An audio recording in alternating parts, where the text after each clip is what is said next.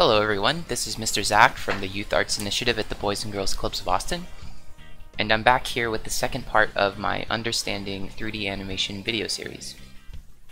So in my last video I talked about how 3D artists and how professionals actually made these 3D characters, and in today's video I'm going to be going over the two processes called rigging and animation, which are used to essentially make these 3D characters move.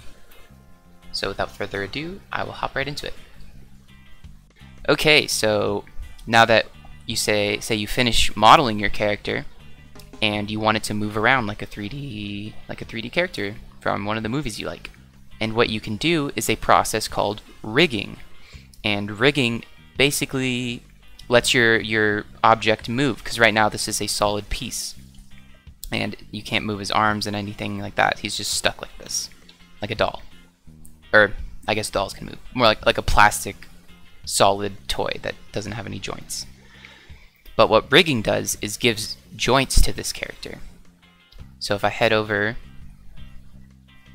this is going to look really weird, and I apologize, but essentially rigging gives your character bones. So I've actually already rigged my character, and I gave him a bunch of bones. You'll see these weird gray looking things. These are all of his bones, and they let him move around. So if I click on one of these and I drag it around, you'll see that his arm moves, just like a real person, or just like an action figure kind of. And that's basically what professionals do to animate their characters. They just put them through various poses, and yeah, I'm trying not to complicate things too much, but basically they just create their 3D object, give it bones that allow it to move, and then they move on to this last step, which is called animation. And you probably have heard of that step, and I'll give you a quick rundown of how it works. And it's fairly, hopefully not too hard to understand, and I'm sorry if this goes over some of your heads, but it is a really cool process. So basically, when you're ready, when you finish your character and you want to make him move around on his own, what you do is you basically tell the computer, down here you have a timeline, just like making a movie kind of. So say at this point in time you want the hand to be here, you'll set something called a keyframe, which tells the computer at this point in time his hand will be here. So if you move down the timeline, say 20 seconds or 1 second into the future, I want his hand to be over here. That creates another keyframe here.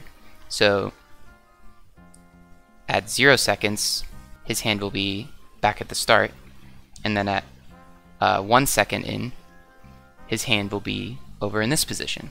So now if I drag this, you'll see that his hand moves from one position to the other over time. You see that? I'm not doing that with my mouse.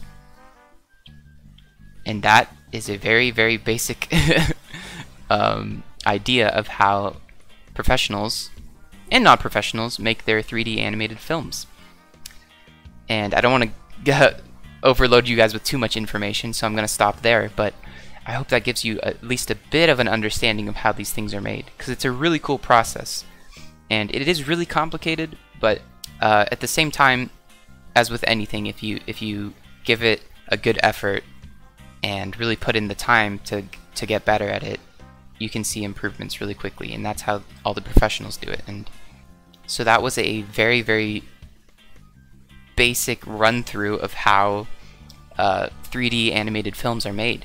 And it's a really complicated process, so I'm sorry if you didn't really pick up on everything I was showing you, but hopefully it at least gave you a little bit more of an understanding of how things are made. That's all I have time for in this video, unfortunately, and maybe one day I can get around to actually giving a tutorial on how to do this stuff, but as for right now, I hope that was at least entertaining / interesting to you guys.